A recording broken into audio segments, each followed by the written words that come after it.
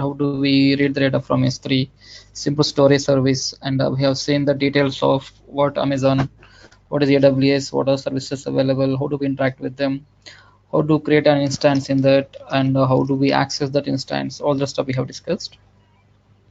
This session we shall see the creation of a cluster in AWS, the Hadoop cluster, and at the same time how do we access it, how do we submit the jobs. Let's try to understand all of those. Okay, fine. Before that, I told you in the last session that there are three tools actually. One is called as Boto.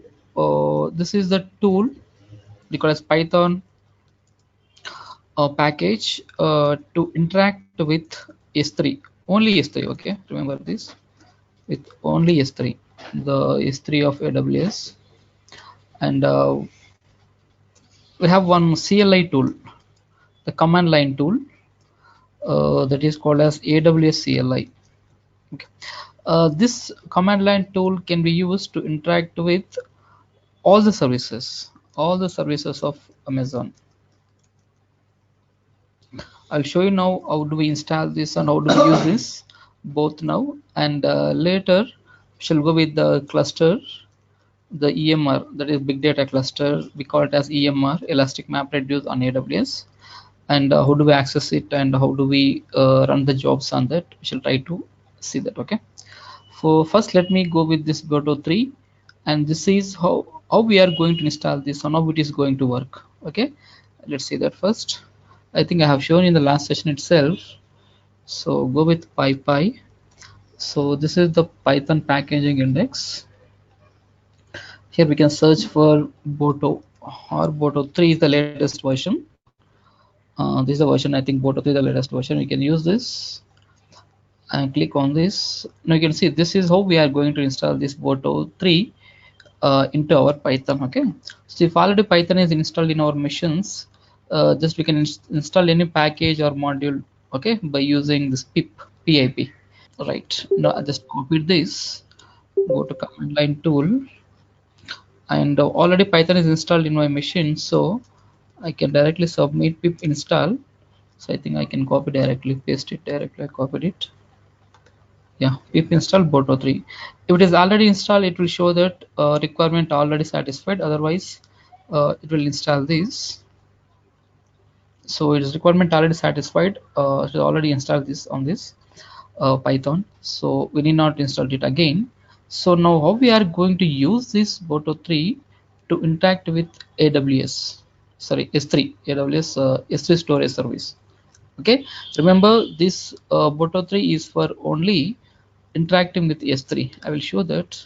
Boto 3 is, you can observe here, is Amazon Service Software Development Kit. They make services like what you call as S3 and EC2.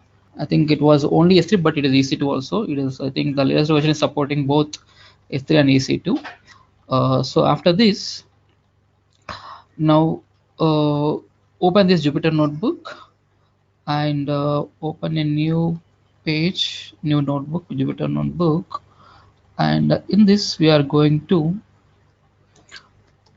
import Boto 3. We are going to select this Boto 3. Okay, this is after importing Boto 3. Next, how we are going to access the services of S3? That means how we are going to access the buckets. No, so we have the something called as buckets right in S3. Let me open that AWS console also. AWS console.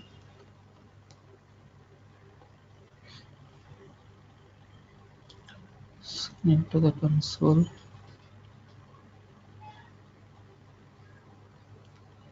Yeah. So it is going to open the AWS services.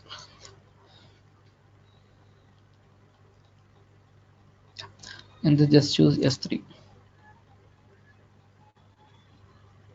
So there's one bucket already we have created yesterday, right? PySpark input is one bucket, and in that we have two files. Two files are there. Let me go back.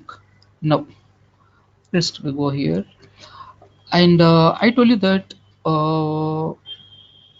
here we have this. Fine. To interact with, not to access or to interact with S3 or any AWS service using Boto 3, what do we require? We need credentials. We need credentials. What are the two credentials that are required? One is access key and another is secret key. Okay, this access key and secret key will these two keys will be generated per user. I told you already the last session itself. There are two users actually. One is root users. One is root user. Second is IAM. Okay. Uh, that is root is nothing but admin. You can call it as root as admin.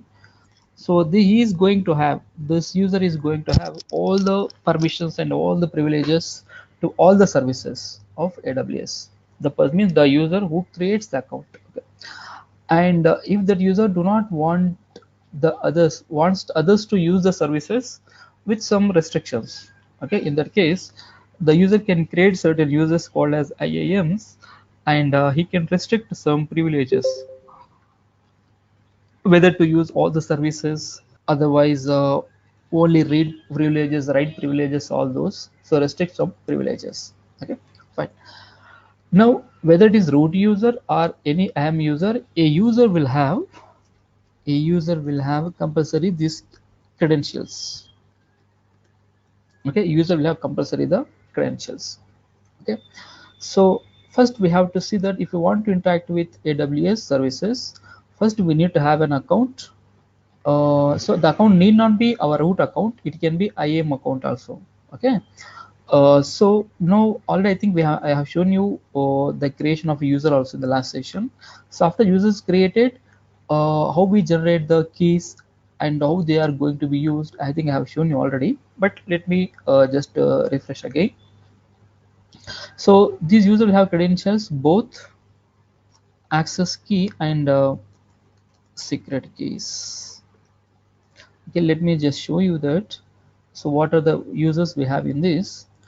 I can show you. Go to services here and choose IAM here. So we'll have IAM. Yeah, there's a recent used or history, the service history of the services IAM.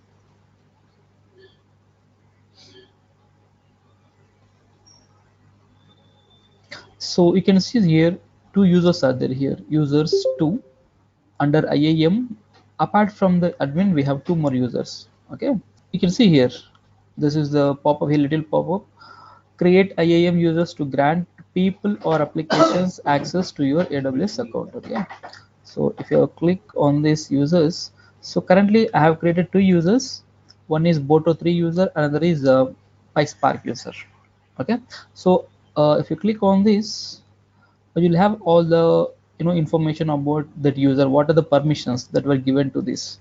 So this Boto 3 user has so what permissions are granted to this user is Amazon S3. Only Amazon S3 services are allowed to be accessed by this user. At the same time, we have the security credentials. So already we have downloaded the security credentials. You can see this. If you want to create a new set of keys, again you can go with the creation of the keys, but it's not required for us. So already I have those credentials with me. Okay, so now I'm going to use the credentials of Boto 3 user, and you can see one more PySpark user is there here. Let me open that also. So this user, PySpark user, has, you can see the policy name here, that is Amazon S3 read only access.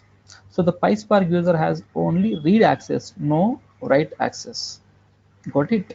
So we can choose depending upon our requirement or the need. We can customize our restrictions whether to read or write or both. Okay, that can be granted. Next. So now we are going to make use of the first user called as Boto 3 user and this user credentials to interact with AWS S3. Okay, fine. So I have stored these credentials here on the desktop in a folder called as AWS on this. So credentials of Boto 3, credentials of PySpark, I have stored them separately. Let me open these credentials. This is the credential, this is the access key up to here, and from here to here, this is the secret key. Okay, both access and secret keys. Now we are going to read the data. We are going to read the data from S3, the buckets. We are going to list out the buckets and the data in those buckets. Okay, fine. How we are going to do this? Very simple, guys. See here,